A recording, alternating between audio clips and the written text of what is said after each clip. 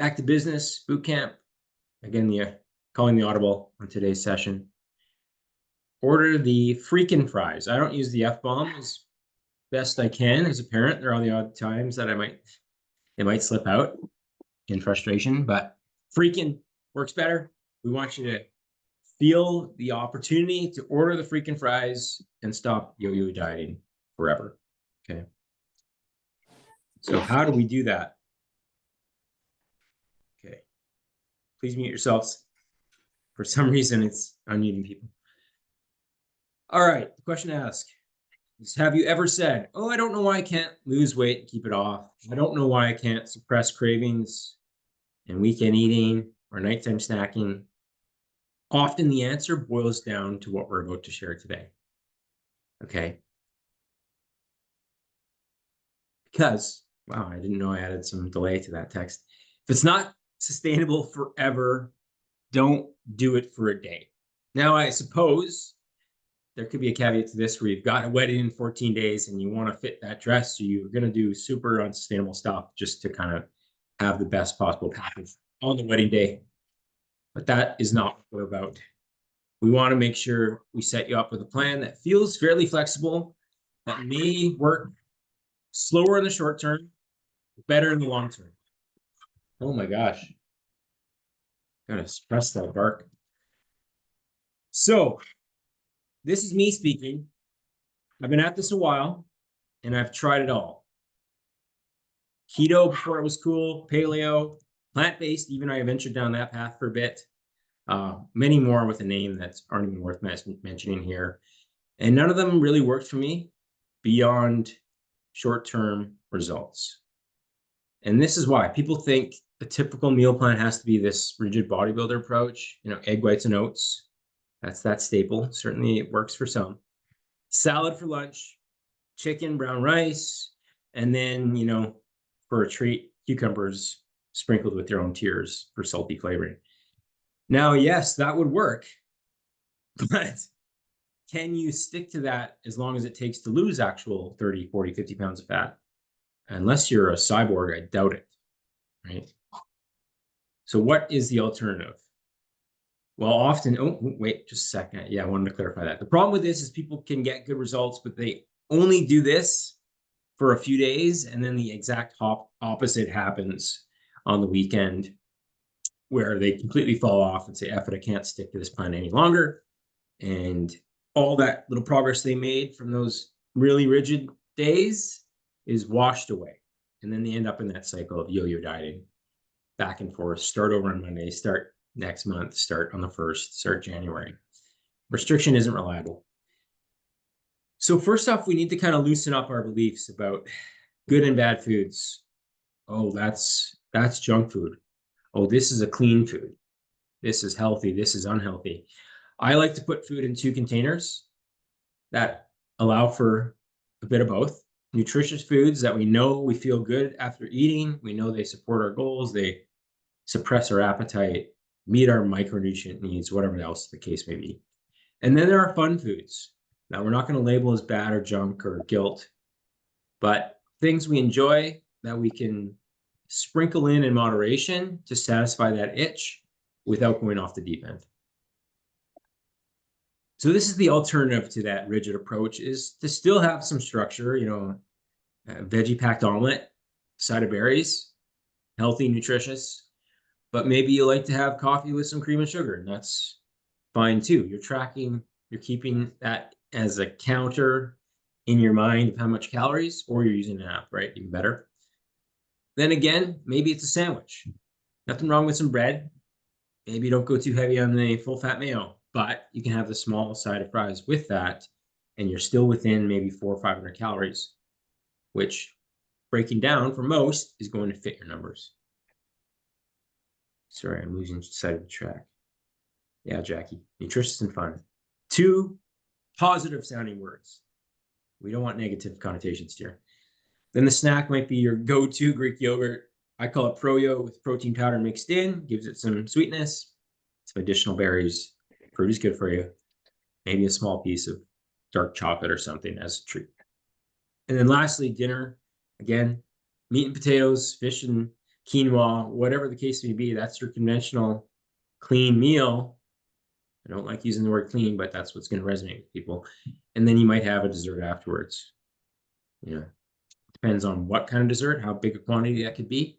If it's Halo Top ice cream, you might be able to even fit in half or a whole pint of that, or a glass of wine if that's your vice.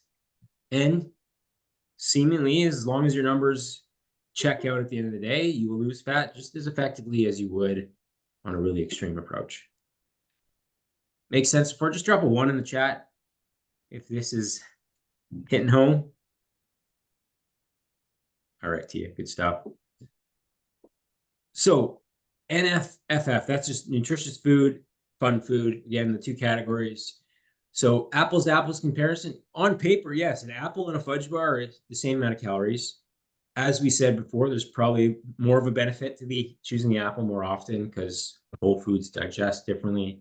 They obviously have more vitamins, minerals, fiber, water, stuff that's going to fill you up more. But these choices can be made and still be completely fine in the big picture. Side of rice or fries. Even oftentimes people insist on ordering the salad at a restaurant, but they haven't looked at the calorie count when they could have had potentially the chicken burger and fries for the equal amount of calories. Depending on what's on top of that salad, you might be shocked. So that's the shift to make here is no good and bad foods. There are more nutrition ones and there's more fun ones, and finding that 80-20 balance is what it's about. All right. So don't go rushing out and swapping meal for donuts every day, but think in a way that if I'm really feeling it, I can make that fit guilt-free. Some days you'll opt for the healthy choice because you feel better after, other times not. So as we spoke about last night, 80-20 rule, it fits nicely for the amount of exercise you need to do, fits nicely for your nutrition approaches. So 20% of the time, guilt-free fun foods, side fries instead of the salad, the wine instead of the water, the pancakes, maybe with sugar-free syrup, because that stuff tastes pretty darn good nowadays, instead of the oatmeal. Any questions so far? You're exiting out. You can't handle this type of contrarian approach. All right, so to make this work, because people tend to want to go out to eat and enjoy life, totally feel that. So we always talk about what we call the work back method, which means plan your day around that meal out. If you know you're going to the keg for a birthday on Friday, actually pre-log your choice from the menu that somewhat fits your numbers, but allows you to kind of decide how you want to approach the rest of the day. If you want to go all out, Red Bull included, track it all, see what's left over. That might mean you have to be fairly scaled back in your approach prior. You might just have to have a salad with chicken or maybe fast through breakfast. But ultimately, it allows you to still make the system work without living like a hermit. Okay. And sometimes you might choose the salad when you go out because you're not feeling a big meal. That works too. All right. So we're going to get into some mentalities I come across a lot.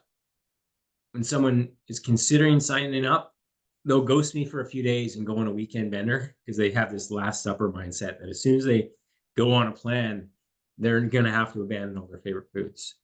And this is what sets people up to fail too, is they all or nothing, binge, purge. And as we know, based off the training we've gone through and through the members who talked about this last night, they don't feel as restricted. They better adhere to a plan because they have that flexibility. So try to get out of this mindset, the Last Supper mindset. Along those same lines is the F-it mindset. Called it mode here, but mindset works better. Oh, I screwed up this one meal. I may as well screw up the next one and the next one. This whole weekend's shot. I'll just start again on Monday. And that's what actually makes it a real problem, is that one meal was barely a blip, but when you stack it on top of other things, making the wrong choices and excessive consumption of all this, that's when you set yourself back. So try to reset, win the next meal. It's essentially the mindset to have. Ultimately, it's your response that matters. So two very different responses here to the same screw up, in quotations. I overate, but I just need to win the next meal, get back on track. Overate, I'm a failure who can't control myself around food. F it, pass the dessert.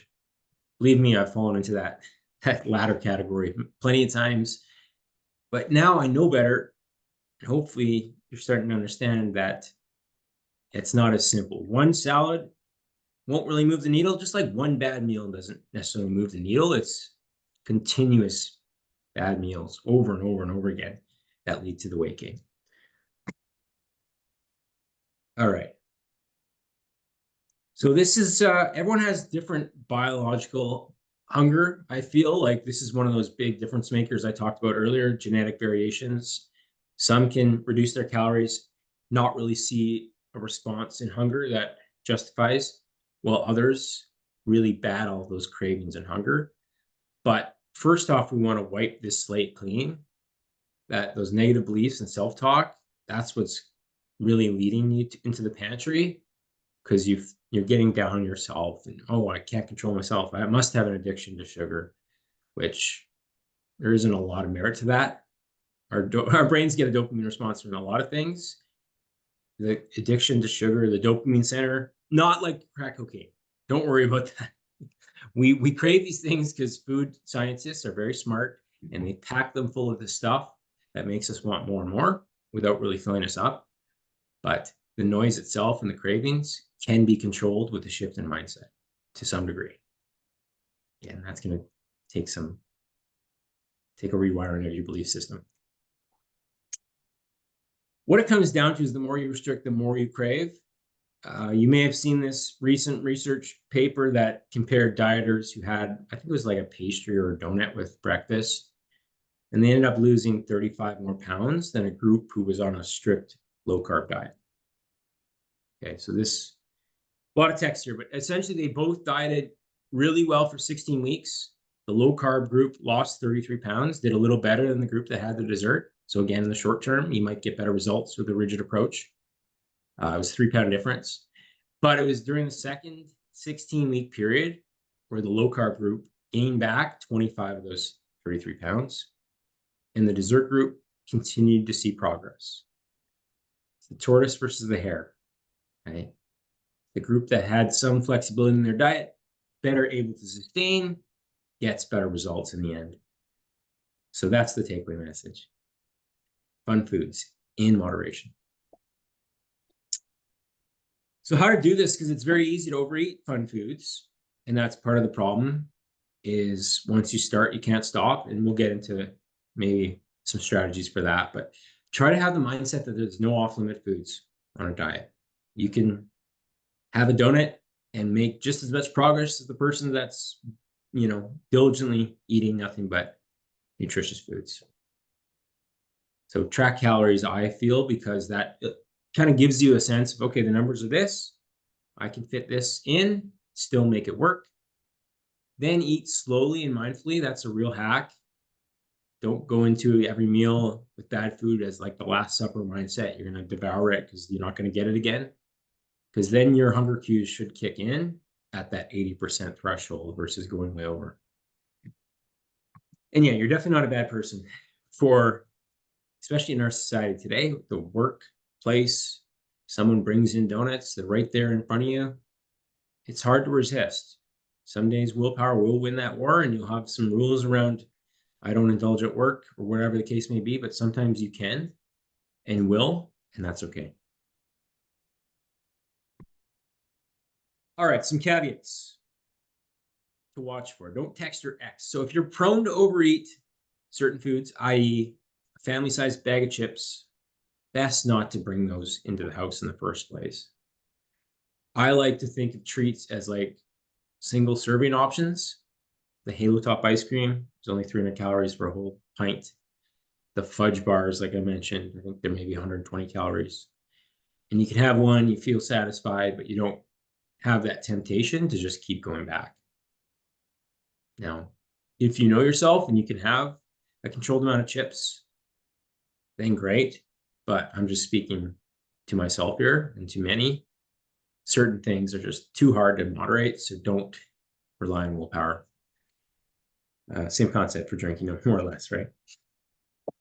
Now, again, if your whole life has been a cheat day and your taste buds are wired for highly processed foods and everything clean or healthy tastes boring, then there might be some merit to like cold turkey, going a couple weeks with super nutritious foods only and weaning yourself off the junk, because there might be some benefit to your behaviors, potentially your taste buds, potentially your gut bacteria, so that it starts to enjoy good food and less seeking out of junk, right?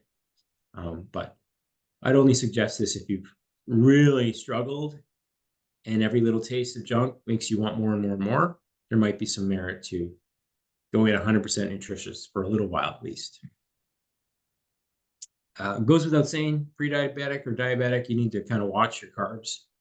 Not an expert in that area, but ultimately with exercise, with higher protein, we can get pre-diabetic blood sugar down to healthy range within a couple months in general. So if you're not following your step count or your strength workouts, then yeah, your calories will need to be lower. Earn your calories to a degree is true, but again, there's that kind of that balance to that too, where too active, too much hard exercise can lead you to snack and eat more as well. So finding that sweet spot. And big one that's overlooked is you're not getting enough sleep, constantly in a state of stress. Your metabolism does get affected by that, and it often has a cascade effect on your behaviors, so that you may need to reduce your sugar intake or junk food intake to try to manage that stress from getting worse. Okay. All right, in summary, it's okay if you feel mixed emotions after this call. A lot of us had parents who passed on these beliefs that, if you eat bad foods, there's something morally wrong with you. How dare you treat yourself? All this stuff comes up when we indulge in these foods, and you need to try to break free from that, because it's going to really hold you back, and you're going to be the type that binges and goes to extremes because you're in that mindset that it's bad for you, and we want what we can't have, right? So diet culture, family values, certainly the negative self-talk all contribute to this warped view of good and bad foods. All right. Questions? We're doing good for time. For those who are on live, this is the last day for this free fitness assessment I'm offering. So I'll go through your answers on the form there. I put the link in the chat. I think I can open this. Maybe not. Oh, there it is. Okay. So just ask for a few things like your workouts, your sleep, your steps, how you're doing right now out of 10, what you're trying to accomplish, what's the biggest obstacle, some things that might be holding you back. And then I'll come back to you with some helpful answers, and we'll go from there. Sound good? Last day. If you haven't done it yet, no harm in doing it. No strings attached. It's just going to help you kind of get some clarity and enter to win that free coaching package as well. All right. Okay, Deb. Yeah, Weight Watchers. I like the principles of Weight Watchers, although they've gone in the direction of taking shots alongside. It's kind of not really where my strength is. The limitation with it is not really prioritizing the strength piece and maintaining muscle, just scale watching week after week, and that never leads to an outcome people are happy with.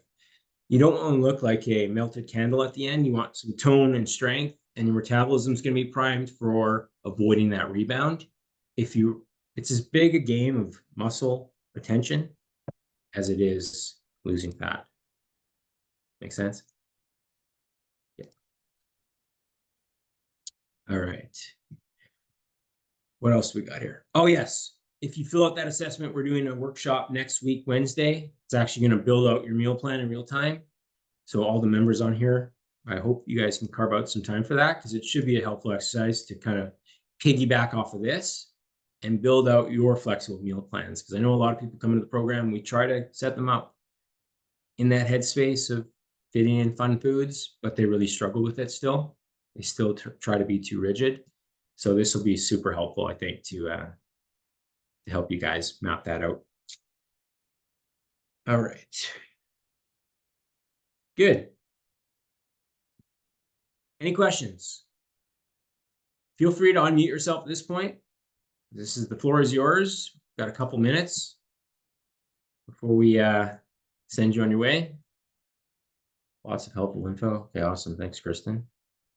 Kirsten, So sorry. how important is water? Well, that's one of the big 5 habits, because it'll help you tell the difference between thirst and hunger if you're hitting your 2 to 4 liters per day. What's that in gallons? You're in the States, I know. So it's like at least a gallon a day, right? If not more. So get in the habit of doing it for 3-4 days. Taper off before bedtime, just so it's not waking you up throughout the night. But your brain works better, your appetite's suppressed, your joints function, your muscles are going to perform better. It's one of those foundational things that's super simple, but super critical as well. All right. Hey, Mitch, just on that water topic, is it only water that we're trying to achieve with that sort of 2 to 3 liters a day, or are there substitutes that also qualify as water? That's a good question, because anything brewed with water, even coffee, counts towards that total. I don't generally tell people that, because they take it to the extreme where they have more coffee than water, right? We still want majority just pure water, but you can flavor it if you like. Those Mios, those if you're not against artificial sweeteners, those can have their place to help bump up water intake by default. Tea, diet drinks, those all contribute. We just like people to at least prioritize at least 2/3 of that purely from water, because that's the best source still. Yeah. So what about like milk, Coke, apple juice? Generally not, just because the added calories from those two. And if you're you're on a diet, I like to think no liquid calories, because you're already having to restrict yourself to how much you can eat. So get it from whole foods. It's going to be a lot more filling. But if your vice is a little bit of milk, you can make that work, that kind of thing. But I don't count that towards the water total. Okay. I love milk, so I usually have it with my meals. There you go. Fairlife milk, if you tried that, it's flipped the protein and carb totals. So you get a lot more protein without really changing anything, and it tastes fairly similar. So give it a shot. We got a couple questions. Brenda Booze. Well, like I said on the form or the sample meal plan, a glass of wine can fit. The problem with a lot of people is it becomes a trigger. Like, it gives you almost the munchies like marijuana does. And then you stop having the same level of willpower and you end up snacking, and it's a trigger for the wrong kind of behaviors. But 1 glass, likely, if you can moderate that, it's fine. How about getting protein through protein shake? I know 1 a day is good. Is 2 shakes a day too many? No hard rules there. What I generally recommend if someone's really struggling or they don't like eating meat is we alternate shakes and whole foods. So if they're getting that, usually works out to maybe 1/3 of their total protein from a powder. It's fine. It's actually a good source of protein, amino acids. Even though it's processed, I put that in the category of nutritious food because it's very low in fat and carbs. Right. Good question as well.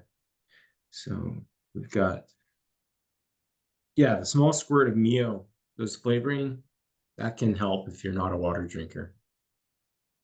And yeah, I'm with you. I'd rather get calories from food than liquids. That's why alcohol tends not to make my short list, even though it's fun. Everyone's got their trade-offs.